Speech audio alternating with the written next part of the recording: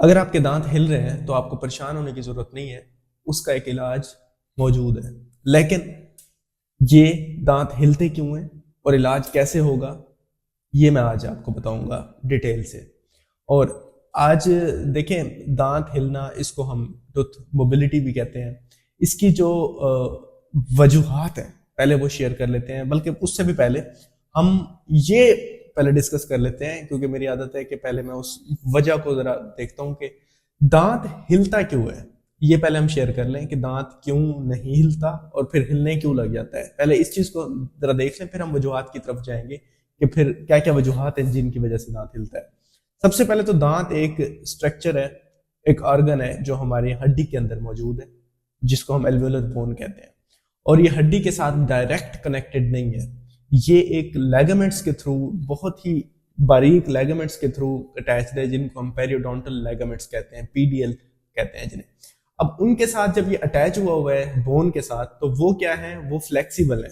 उनके अंदर एक कशन इफेक्ट है। कुछ भी जब हम कंप्रेस करते हैं, कुछ चबाते हैं, तो दांत की थोड़ा बहुत इंटरेस्टिंग बात यह है कि 0.25 mm तक दांत हमारा जो है वो कंप्रेस करता है, वो अंदर जाता है और फिर बाहर आता है। दांत के अंदर नेचुरल मोबिलिटी होती है, जिसको हम फिजियोलॉजिक मोबिलिटी कहते हैं, जो कि बहुत जरूरी है दांत के अंदर मौजूद। कि दांत को जब हम चबाते हैं तो दांत उस में थोड़ी सी मोबिलिटी आती है, वो उन पीडीएल फाइबर्स की वजह से, जिनके साथ वो हमारी बोन के साथ कनेक्टेड है। अब कब हमारा दांत जो है वो हिलना शुरू हो जाएगा? तीन चीजें हैं जो बहुत अहम है। एक तो दांत इटसेल्फ, जो उसकी जड़ है, वो रिस्पॉन्सिबल है अगर दांत हिलने लग गया। दूसरा, उस दांत की जड़ के साथ कनेक्ट होके जो पीडीएल फाइबर्स हैं हमारी बोन के साथ कनेक्टेड है, उन पे रोल है कि उनमें कोई प्रॉब्लम आ रहा है। तीसरा ये कि जो बोन है इटसेल्फ, जो सपोर्ट कर रही है दांत को, उस बोन में कोई इशू आ गया है, वो बोन लॉस होना शुरू हो गई है, तो जिसके नतीजे में जो दांत हमारा है वो हिलना शुरू हो गया। तो ये तीन चीजें मेन है। इन तीन चीजों में जब भी प्रॉब्लम होगा तो हमारा दांत हिलना शुरू हो जाएगा। क्या क्या? एक तो हमारी जो जड़ है दांत की, उसमें कोई प्रॉब्लम आ गया, वो टूट गई है, वो फ्रैक्चर हो गई है, उसमें कोई इशू आ गया, वो रिजॉल्व हो गई है, तो वो दांत हमारा हिलना शुरू हो जाएगा। इसके अलावा उस जड़ के साथ जो अटैच होकर दांतों को बोन के साथ अटैच किया हुआ है, जिनको पीडीएल फाइबर्स कहते हैं, उनमें कोई प्रॉब्लम आ गया है, वो टूट गए हैं या वो खराब हो गए हैं या उनमें कोई प्रॉब्लम आ गया है। या फिर तीसरा, बोन। तो ये तीन मेजर प्रॉब्लम्स हैं जो आपको आइडिया होना चाहिए। इनमें जब भी प्रॉब्लम आएगा तो हमारा दांत हिलना शुरू हो जाएगा। अब क्या क्या वो वजूहात हैं जिनमें इनमें प्रॉब्लम आता है? तो सबसे जो काफी सारी लिस्ट है, मैं आपको एक एक करके एक्सप्लेन कर देता हूं। सबसे पहले है ट्रॉमा, कि अगर कोई चोट लगी है आपको, तो जो मुंह के ऊपर चोट लगी है, चेहरे पे चोट लगी है, तो दांतों पे भी चोट लग सकती है। तो उस चोट के नतीजे में अगर दांत की जड़ है वो टूट गई है तो दांत हिलना शुरू हो जाएगा। और जिसका ज्यादातर केसेस में, कुछ चीजें हैं, जब आपकी दांत की जड़ टूटती है तो कुछ केसेस में आपका दांत बचाया जा सकता है, कुछ केसेस में दांत आपका निकालना पड़ जा सकता है। आगे हम डिटेल में डिस्कस करेंगे, लेकिन पहले यह है कि दांत को अगर कोई चोट लगे तो उसके नतीजे में दांत आपका हिलना शुरू हो जाता है। या तो आपकी जो जड़ है वो टूट सकती है, फ्रैक्चर हो सकती है, या इसके अलावा जो दांत के जो फाइबर्स हैं उनमें भी स्ट्रेच की वजह से, प्रेशर की वजह से वो भी टूट सकते हैं, वो कंप्रेशन की वजह से भी वो जो है ना टूट सकते हैं, तो जिसकी वजह से आपका दांत जो है ना हिलना शुरू हो जाएगा। इसके अलावा है मेल ओक्लूजन। अक्सर लोगों के दांत ठीक से मिलते नहीं है, अनइवन सा प्रेशर होता है। जब वो चबाते हैं तो चबाते हुए दांत एक दूसरे के साथ ठीक से कांटेक्ट में नहीं आते। इसकी वजह से तो किसी दांत पे बहुत ज्यादा प्रेशर आ रहा होता है, किसी किसी दांत पे कम आ रहा होता है, तो उसके नतीजे में भी आपके दांत हिलना शुरू हो सकते हैं। इसके अलावा ब्रूसिज्म। ब्रूसिज्म क्या है कि जब आप रात को सोते हैं तो आप दांतों को चबाना शुरू कर देते हैं, रगड़ना शुरू कर देते हैं। उस पर एक वीडियो भी मैंने बनाई है, वो आप देख सकते हैं। तो इस सिचुएशन में भी अगर बहुत ज्यादा प्रेशर दांतों पे क्योंकि पड़ रहा है, जो कि फिजियोलॉजिक नहीं है, नेचुरल नहीं है, तो आपके दांत की जो पीडीएल फाइबर्स हैं वो वीक हो सकते हैं और बोन लॉस हो सकता है, जो बोन है वो वीक हो सकती है, तो जिसके नतीजे में आपके दांत हिलना शुरू हो सकते हैं। तो एक ये वजह है। और है पेरियोडोंटाइटिस।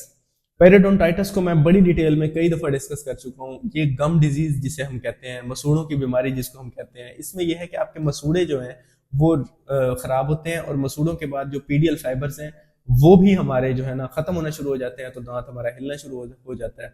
और इसके अलावा जो है गम रिसेशन। गम रिसेशन ये है कि आपका जो मसूड़ा है वो नीचे जाना शुरू हो जाता है, मसूड़े के जैसे ही नीचे जाता है आपकी बोन लॉस भी शुरू हो जाता है, तो बोन भी हमारी नीचे है, तो दांत की जो सपोर्टिंग स्ट्रक्चर्स हैं वो जो है वो डैमेज होना शुरू हो जाएंगी, जिसके नतीजे में जो दांत है इटसेल्फ चाहे वो ठीक भी है वो हिलना शुरू हो जाएगा। तो ये गम डिजीज में भी और जो गम रिसेशन है उसमें भी यही होता है।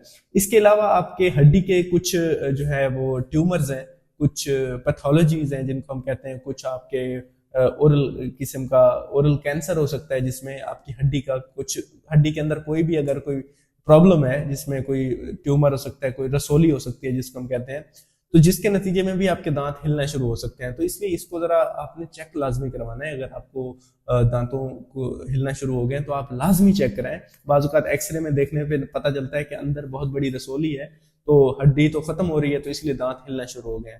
तो ऐसा नहीं है कि दांत जब हिलना शुरू हो जाए तो आप जाके सीधा निकलवा दें। तो निकलवाने से पहले आपने चेक लाजमी करवाना है किसी कंसल्टेंट से, किसी स्पेशलिस्ट से, कि पता चले कि दांत क्यों हिलना शुरू हो गए हैं। ये पता चलना बहुत जरूरी है। आपके गम की कोई एब्सेस है, कोई आपके गम में इन्फेक्शन हुआ हुआ है, पेरिएपिकल एब्सेस है, आपके दांत के अंदर कोई इन्फेक्शन है, उसके नतीजे में भी आपके दांत हिलना शुरू हो जाते हैं। और इसके अलावा कोई जो है आपके एक किसी कंडीशन होती है ऑस्टियोनेक्रोसिस ऑफ जा, आपका जो जबड़ा है वो जो है वो गलना शुरू हो जाता है, उसके अंदर जो है इन्फेक्शन हो जाता है, तो उसके नतीजे में भी आपके जो दांत हैं वो हिलना शुरू हो जाएंगे। तो ये कुछ वजूहात मैंने शेयर की कि जिनके नतीजे में आपके दांत हिलना शुरू हो जाते हैं। अब इलाज कैसे पॉसिबल है, हम सिंपली जल्दी जल्दी से ये शेयर कर लेते हैं कि इलाज इसका जो है वो कैसे हम कर सकते हैं। तो सबसे पहले तो इसकी हम ग्रेडिंग देखते हैं कि मोबिलिटी है किस लेवल की। अब कुछ चीजों में तो इलाज जो है वो मुमकिन होता है उस सिचुएशन के साथ, जिस सिचुएशन की वजह से ये दांत आपके हिल रहे हैं। जैसे कि अगर फ्रैक्चर हुआ है तो फ्रैक्चर रिड्यूस होगा, या उस हवाले से स्प्लिंटिंग करनी पड़ेगी हमें दांतों की, या हमें दांतों को जो है वो फिक्स करके जोड़ना पड़ेगा, स्टेबल करना पड़ेगा, तो वो ठीक हो जाएंगे। इसके अलावा वो वजह जो है उसके मुताबिक जो है वो इलाज होगा। ऐसा नहीं है कि हर तरह से दांत हिलने वाले दांतों का एक जैसा इलाज होता है, ऐसा नहीं है। इसके अलावा अगर गम डिजीज है, पेरियोडोंटाइटिस है, तो उसकी ट्रीटमेंट करनी पड़ेगी, उसके लिए हमें एंटीबायोटिक्स देने पड़ेंगे, हमें स्केलिंग और रूट प्लानिंग करनी पड़ेगी। इसके अलावा गम रिसेशन है तो उसको हमें जो है ना ट्रीट करना पड़ेगा, गम ग्राफ्ट लगाना पड़ेगा या उसको क्योर करना पड़ेगा। तो इसकी अगर कैंसर से हो रहा है, कोई रसोली है उसकी वजह से, तो उसको निकालना पड़ेगा पहले। तो इन काफी सारी वजूहात हैं जो हर वजह का अपना अपना इलाज है। लेकिन अगर बहुत ही ज्यादा हिल रहे हैं और काफी ज्यादा आपने पहले चेक नहीं कराया और एक साथ ही काफी ज्यादा हिल रहे हैं, तो फिर उस सिचुएशन में दांत को निकालना पड़ता है। लेकिन अगर थोड़े बहुत हिल रहे हैं तो फिर उसका इलाज मुमकिन होता है। उसमें यह है कि हम पहले ना क्लासिफाई कर लेते हैं कि किस हद तक आपका दांत हिल रहा है। एक तो नॉर्मल है 0.25 mm की अगर मोबिलिटी है दांत के अंदर 0.25 mm तक, तो वो नॉर्मल है, वो नेचुरल है। तो उसको हम ग्रेड 0 कहते हैं कि उस लेवल के जो मोबिलिटी है उसको ग्रेड 0 मोबिलिटी कहते हैं। ग्रेड 1 है ये है कि 1 mm तक की मोबिलिटी है, लेकिन 1 mm से ज्यादा नहीं है कि 1 mm तक दांत हिलता है लेकिन इससे ज्यादा नहीं हिलता। इस तरह के दांत हिलने वाले का भी इलाज पॉसिबल होता है। इसके अलावा ग्रेड 2 है। ग्रेड 2 है कि 1 mm से ज्यादा है लेकिन 2 mm से कम है उसकी जो मोबिलिटी है। तो उस सिचुएशन में भी हम रूट प्लानिंग से जो है और मैयर से कि प्रॉब्लम को देखते हुए कि क्या प्रॉब्लम है जिसकी वजह से आपकी दांत जो है वो हिल रहा है, तो उसको हम इलाज कर सकते हैं। इसके अलावा जो ग्रेड 3 है उसमें यह है कि मोबिलिटी जो है वो 2 mm से या 2 mm से बढ़ गई है और हर डायरेक्शन में मोबिलिटी है, तो उस सिचुएशन में आपका जो दांत है वो ज्यादातर केसेस में निकालना पड़ जा सकता है। लेकिन फिर भी आपके केस में क्या पॉसिबल है वो चेकअप के बाद ही आपको बताया जा सकता है। तो इसलिए अगर आप इस सिचुएशन में मुब्तला है तो आप लाजमी चेकअप कराएं, ताकि जो भी प्रॉब्लम है जो दांतों को हिलने पे मजबूर कर रहा है उसका इलाज किया जाए प्रॉपर। और उसको लेट करेंगे तो दांत हिल हिल के निकल जाएंगे आपके। और ये बहुत अहम चीज है पाकिस्तान में, क्योंकि जो डेंटल चेकअप है वो रेगुलर बेसिस पे तो कोई कराता नहीं है जब तक दर्द ना हो। बल्कि दर्द भी हो तो हम पहले स्टोर से मेडिसिन लेते हैं, गुजारा करते हैं, फिर जब दर्द का भी आराम होना खत्म हो जाता है फिर जाके चेकअप कराया जाता है। तो रेगुलर बेसिस पे तो चेकअप है नहीं कि पहले ही डेंटिस्ट बता दे कि यार प्रॉब्लम होने लगी है उसका इलाज हो जाए। तो इसलिए अगर आपके दांत अब हिलना भी शुरू हो गए हैं तो भी, क्योंकि हिलते हुए दांतों से ज्यादातर केसेस में दर्द नहीं होता, लेकिन जब सवेयर केस होता है तो फिर दर्द होता भी है। और इसलिए जो है इसका इलाज जो है वो बहुत ज़रूरी है, आप चेकअप लाजमी कराएं। इसके अलावा जो कुछ शुगर के जो पेशेंट्स हैं जिनमें शुगर का कोई मसला है, और शुगर जो है वो कंट्रोल्ड नहीं है, डायबिटिक पेशेंट है और उसमें शुगर कंट्रोल्ड नहीं है काफ़ी अरसे के लिए, तो उस सिचुएशन में भी आपके जो मसूड़े हैं वो आपके दांतों को सपोर्ट छोड़ देते हैं, जो आपकी सपोर्टिंग स्ट्रक्चर्स हैं, जो बोन लॉस है वो बहुत ज़्यादा हो जाता है, तो दांत हिलने के चांसेस बहुत ज़्यादा होते हैं। गम डिजीज़ बहुत जल्दी प्रोग्रेस करती है, तो इसलिए उन पेशेंट्स को खास तौर पे लाजमी इस चीज़ के लिए देखना चाहिए। अगर उनके दांत हिलना शुरू हो गए हैं तो लाजमी चेक कराएं, और इसका ये साइन है कि आपकी जो शुगर है वो कंट्रोल्ड नहीं है, तो तब भी दांत जो है वो हिलना शुरू हो गए। तो इसलिए अपना जो चेकअप है वो लाजमी कराते रहें, और आपके केस में आपका इलाज क्या मुमकिन है चेकअप पे, और जितनी जल्दी आप चेकअप करा लेंगे उतनी ही बेहतर तरीके से इलाज पॉसिबल होगा। उम्मीद है ये वीडियो आपके लिए यूजफुल हुई होगी। आप इस तरह की वीडियोस और देखना चाहते हैं तो मेरा चैनल सब्सक्राइब कर लें। आपका बहुत बहुत शुक्रिया।